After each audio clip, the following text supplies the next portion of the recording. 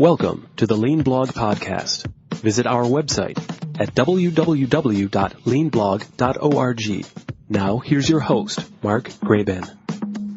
Hi, this is Mark Graban from the Lean Blog. Thanks for joining me for episode number 9 of the Lean Blog Podcast. It's November 6th, 2006, and I'm very excited today. My guest is David Mann. He's the author of an outstanding book. It's called Creating a Lean Culture, Tools to Sustain Lean Conversions, a book that was awarded the Shingo Prize for Excellence in Manufacturing in 2006. David's been with Steelcase in Michigan since 1987, was involved in the very beginning of their lean initiatives, which he's going to talk about today. Today, in addition to working with manufacturing within Steelcase, David leads an internal team applying lean principles to business processes throughout the enterprise. He's a regional board member of the Association for Manufacturing Excellence, serves on the board of their Target magazine. He's also an examiner for the Shingo Prize, and is, among other things, an adjunct faculty member at Ohio State University and their Fisher College of Business. He's a frequent speaker on lean management. So I'm very happy to have him here today. And as always, if you have questions for me or for any of my guests, you can contact me through the website leanblog.org. Well, David, thanks for joining us here on the podcast. It's great to have you with us. Thank you, Mark. I appreciate the opportunity.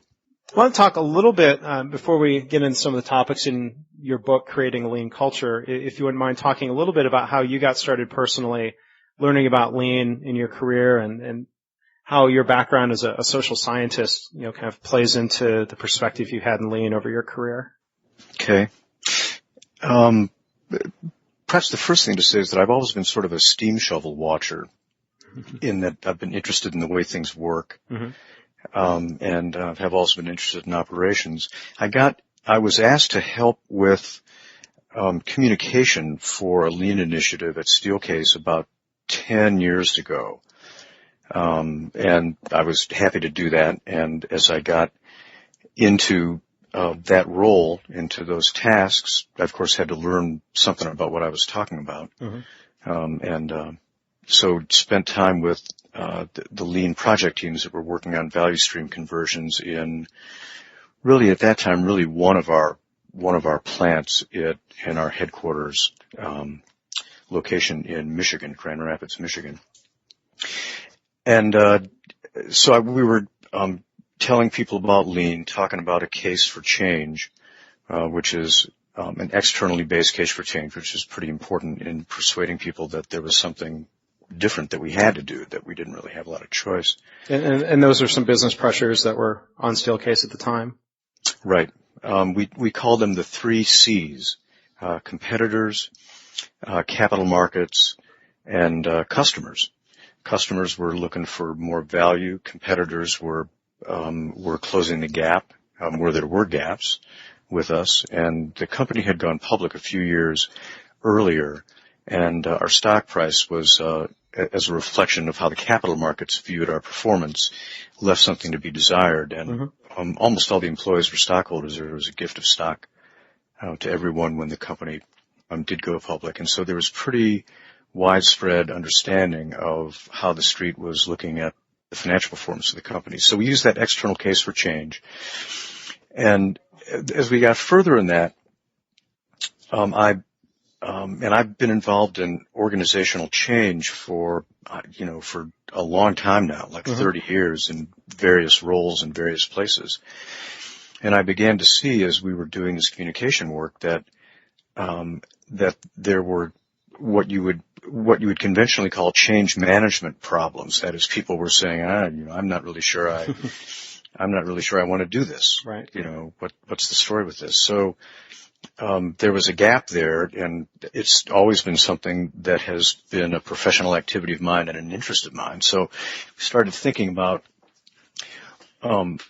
so how would we go about preparing people for change? And it has always seemed to me, and others, this is no unique insight of mine, but it's always seemed to me that if you want to influence people in an organization, the highest leverage way to do that is to influence their their immediate supervisors. And in this case, because we were talking about a very substantial change for people on the shop floor, specifically because the change to lean was going to involve changing the pay system for production operators. The company had a 75, 80-year history of paying piece rate, which is, sort of a recipe for overproduction. Sure. Didn't really make much sense to continue with that. So that was a very big deal for people, as you might imagine. So we needed to develop a way to help supervisors lead their people through this change from the sort of conventional, state-of-the-art mid-50s batch and queue system with the pay system to match it, that is the piece rate system, into lean and into a different compensation system. So we developed a pretty slick way of preparing supervisors to, first of all, identify the questions that people would likely have of them, and then prepare them to answer those questions in their own words. And so that was all fine, and I'd then go out on the floor and see how things were going with the supervisors and see how things were going with these initial projects. And what we found was that we'd done a pretty effective job of helping supervisors explain the case for change and explain what this change to lean was likely to mean for people and how it was going to come down. But when we'd go out and look to see, again, how they were doing, we found the change management stuff was fine, as I just said, but the lean projects were like, as soon as the project team left, the lean projects were falling apart, completely. And we'd had very good advice. We'd worked with lean consultants, all ex-Toyota or Toyota-trained consultants from the TWI network. And we had, technically perfectly fine lean designs and had gone about implementing them in a reasonable kind of way.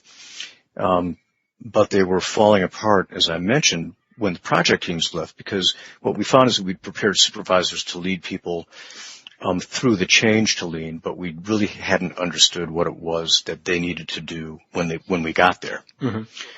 So what followed that was, and this was with a lean team, a sort of a corporate operations lean team of just like 3 or 4 people, and then a lean leader, a lean technical leader in each of the plants. And we sort of puzzle, what are we seeing? Why are leaders doing what they need to do? What are our consultants telling us? Which was largely focus on the process. But they were unable to tell us really what that meant. which was interesting.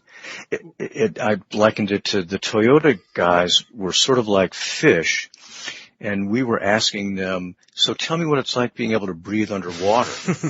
And, it was something that they had grown up with, and they were unable to help us, not because they knew the answers and were withholding it like some sort of, Socratic sensei, but they didn't know how to help us, didn't know what to tell us. It kind of reminds me of the old story of, this is going back a ways baseball-wise, but Ted Williams, obviously a great hitter translated into being a horrible manager and a horrible hitting coach because he couldn't explain to somebody that didn't have that natural gift that he had. Right. It's, they couldn't tell us the recipe. Same kind of thing. So we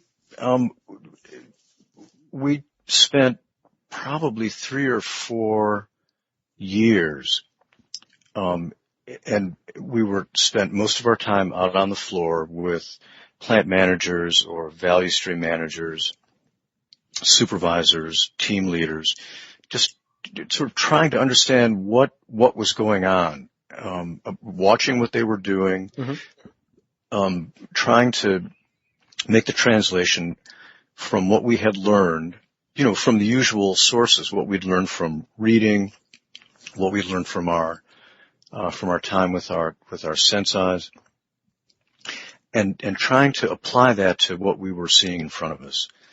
And over that period of time, through really an extended period of trial and error, we began to understand that we needed really a different behavioral recipe, if you will. Mm-hmm. We needed to be able to help supervisors, value stream managers, plant managers, team leaders, all of them understand, so what are the things that you need to do if you want to sustain these lean conversions that we had continued to put in pretty much one after the other. I think during this period, we probably did 30 to 40 value stream conversions across a number of plants. Mm-hmm. And we came to this sort of trial and error set of conclusions that we needed something that we later came to call a lean management system that needed to complement the lean production system. Because if we didn't do that, we had changed the arrangement of the floor, we had changed the material flow, how we treated inventory, how we thought about inventory. We changed the information flow in terms of going from multiple schedule points and an MRP-based mode of scheduling production to as few schedule points as we could, in most cases one, or depending on the process, a couple at the pacemaker.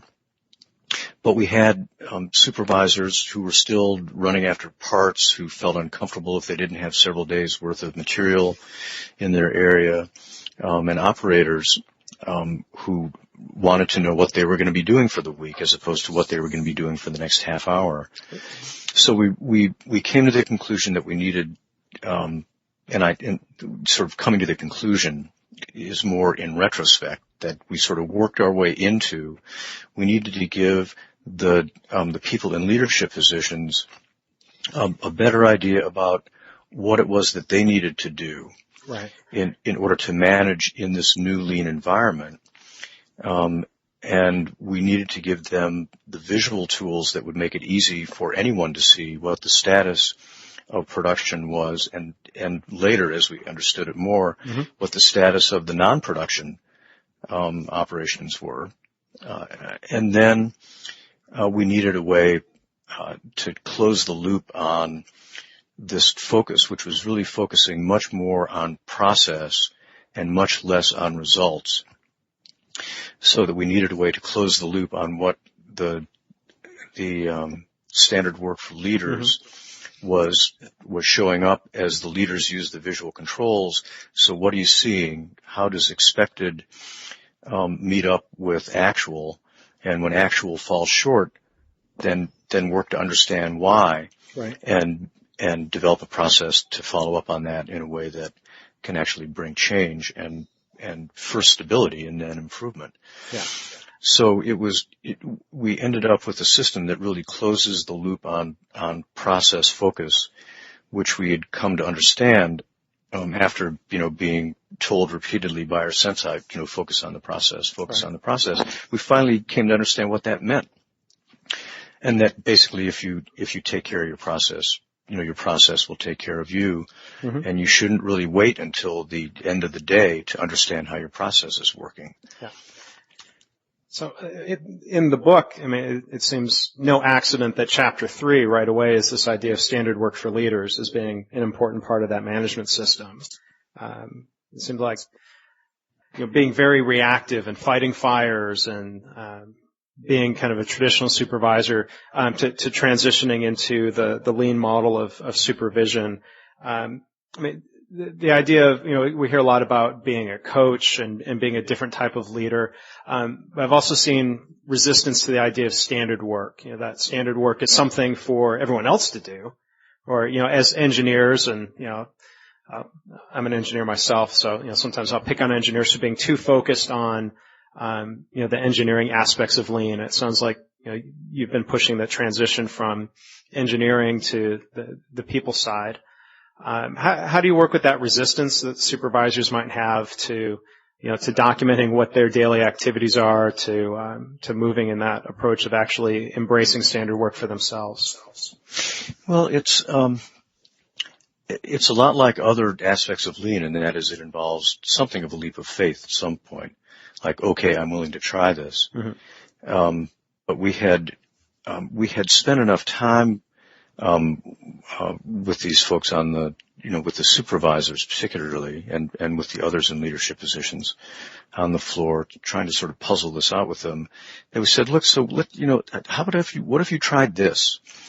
So what if you tried writing down that we put these visual controls in place, and the first visuals that we used were pretty typical production tracking charts. Mm-hmm.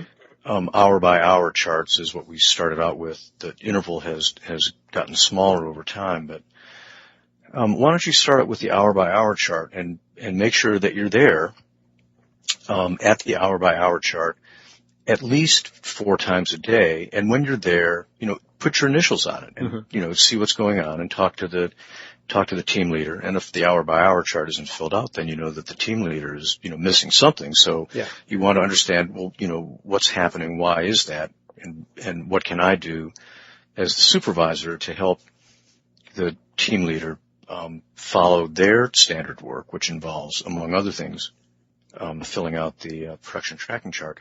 So we said, so give it a try. And this was interesting. These were all long-standing supervisors for the most part. Yeah. And they were really the sensei workaround. I mean, these guys could pull rabbits out of hats. But that was in an environment where we had extra everything. Right. Extra machines, extra material, extra people, extra time, extra space, and the lean changes had really eliminated most of those extra things. So it had made their lives more difficult.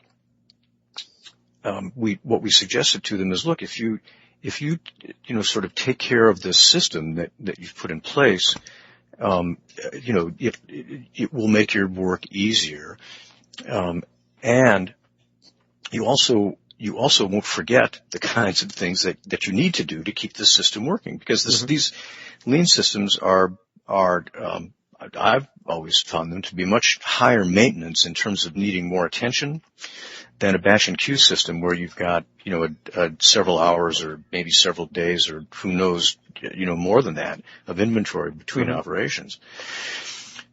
So, over time, it made sense to the supervisors that their team leaders would have standardized work, because the team leaders, about 80% of their time is accounted for by what they're supposed to do in their standard work. There's some beginning of shift, some end of shift kind of activities, but a lot of it is then between startup and shutdown is repetitive. You mm-hmm. maintain a focus on standardized work in every workstation every day, and you maintain production attack time, and you record the attack progress on production tracking charts. So it's fairly repetitive, and it made sense to the supervisors that they help make the expectations for what their team leaders were supposed to do explicit. Mm-hmm. And it also gave their team leaders sort of like a school crossing guard, stop sign to hold up when someone, whether it was a supervisor or someone on their team, asked them to do something that would take them out of the area and take them away from their standard work. So standardized work for team leaders help bring much more stability to the mm-hmm. to the lean processes, because there was someone there focusing on the process all the time. Right. So with that, we were able to say, well, look, that this is working for the team leaders, but if you don't act as the sort of the second level of guarantee for the integrity of the team leaders following their standard work, right? Then go ahead. Oh, so you talked about that hierarchy. I thought that was one of the interesting things in the book, of the hierarchy of checks and audits, if you will, at different levels within the organization. Well, it's very much like a lean assembly process. There's redundant quality checks built in. So, I'm going to pass the work piece to you, and the first part of your standard work is to mm-hmm. verify that I did the critical things in my standard work. Yeah. So that the most important thing in a standardized lean production process is the people who are building the product following the lean process design, which is reflected in their standard work. Mm-hmm. And so you go up this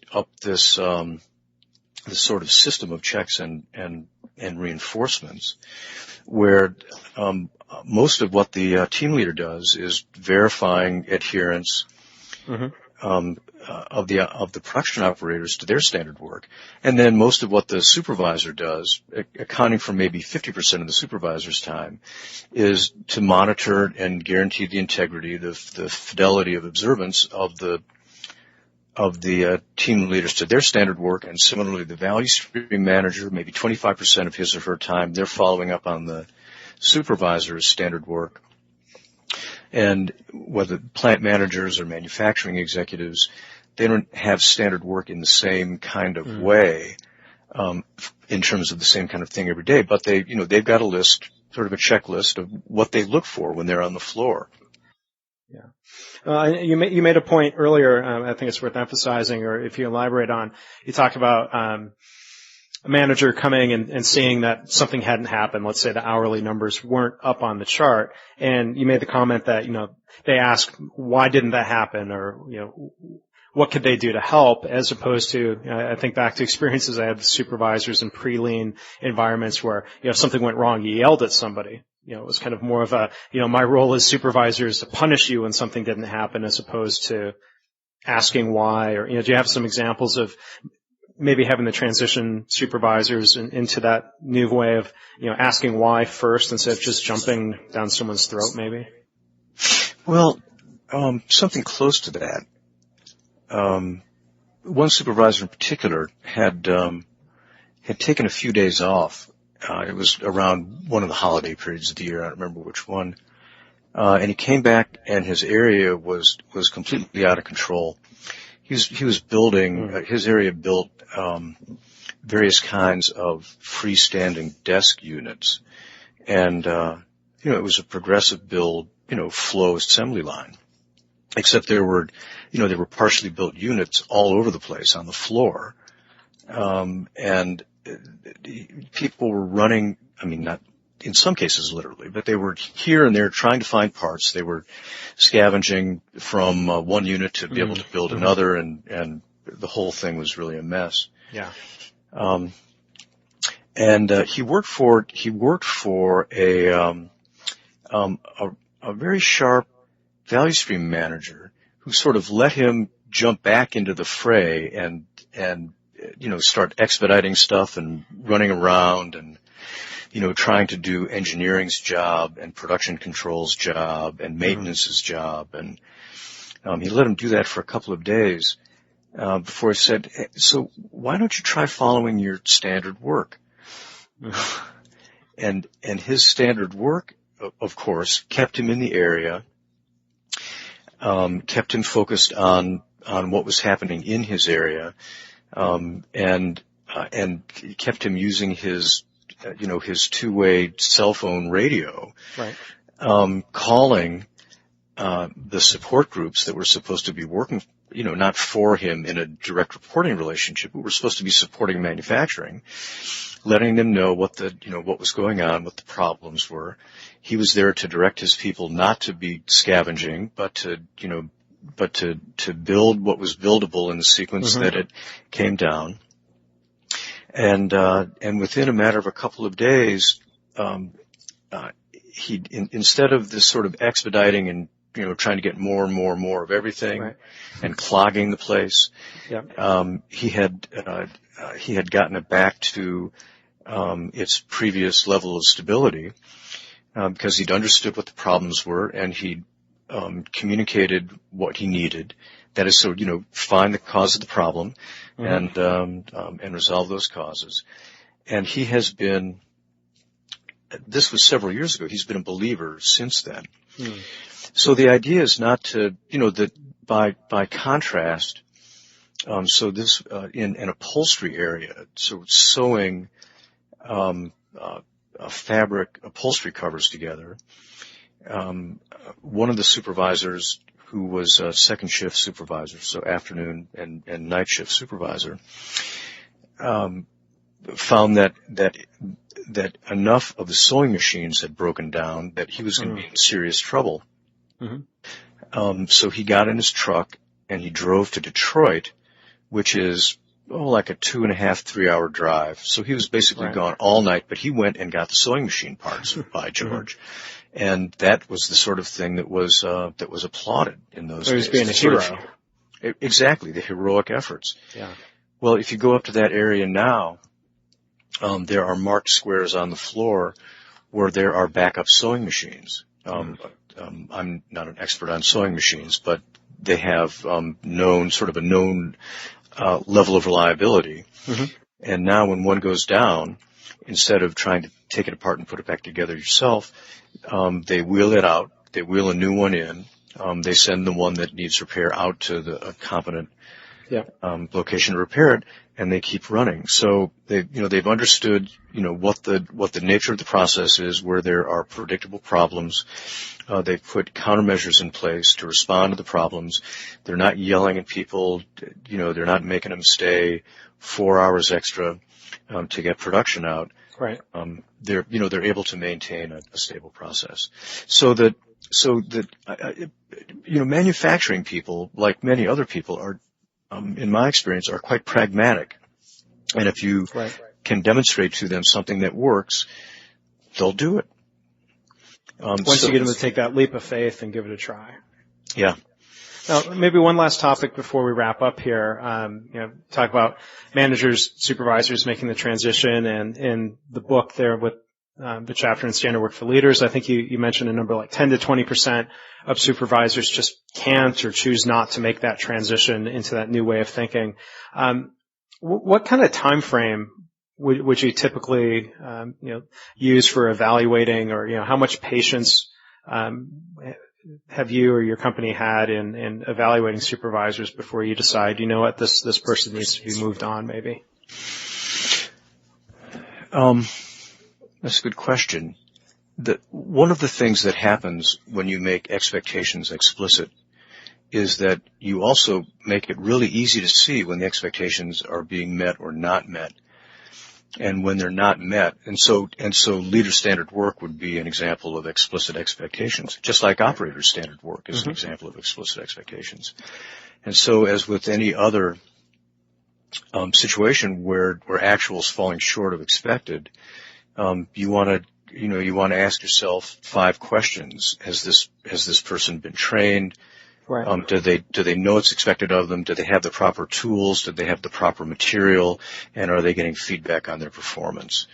You can do that in a physical situation. You can also do it when you've got someone in a supervisory position. And you can very quickly see, this is working, or this isn't working. And if it isn't working, and I take the appropriate corrective action based on, this quick 5-part assessment. Right. Is change happening or not? It sounds like some of what you're describing comes back to responsibility of higher up management to make sure they're not setting vague expectations and saying, you need to be lean, without explaining maybe what that means in detail of how they're supposed to operate, and then coming back after 3 months and saying, well, you're not cutting it. That sounds like that would be the complete opposite, or a really unfair way of treating people, the opposite of what you're describing. Huh? Yeah, absolutely. Lean is about smaller quantities more frequently.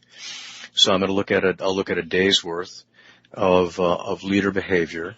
I've got an accountability process that allows me to make assignments based on what's been going on in the process the previous day.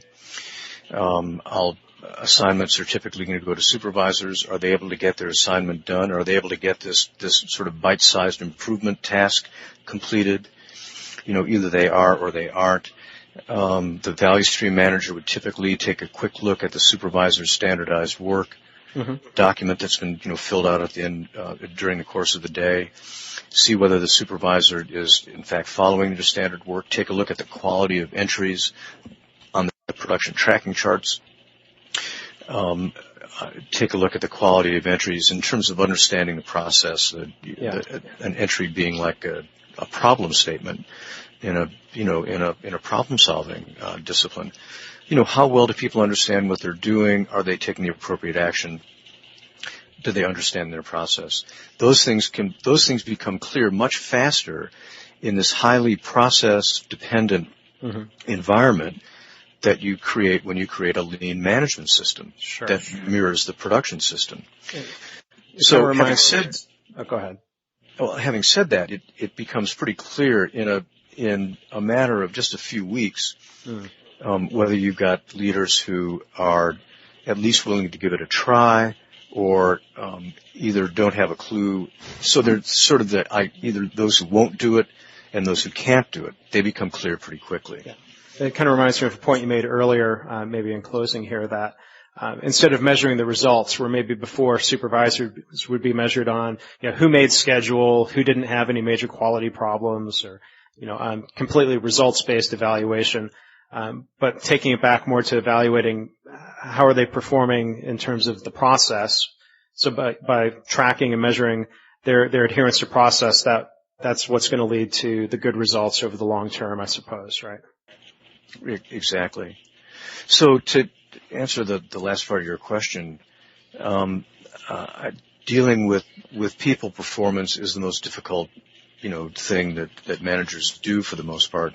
What happened at Steelcase is that the industry went into a recession of historic proportions that lasted for 3 years. So there were, and the size of the company shrank by 45%. And this was after the .com bubble burst, or early 2000s. Is that right?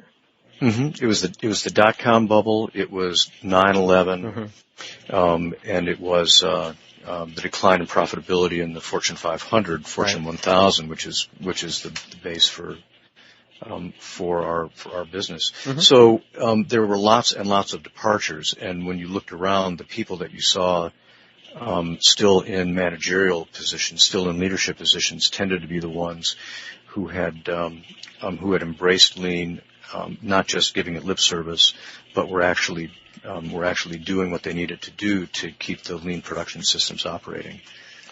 So it wasn't pretty, but that's how it worked. Well, good.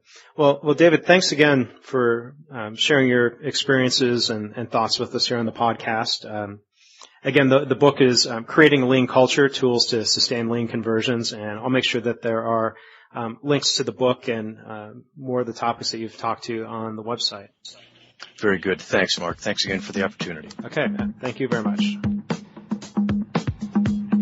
Thanks for listening. This has been the Lean Blog Podcast. For Lean news and commentary updated daily, visit www.leanblog.org. If you have any questions or comments about this podcast, email Mark at leanpodcast@gmail.com.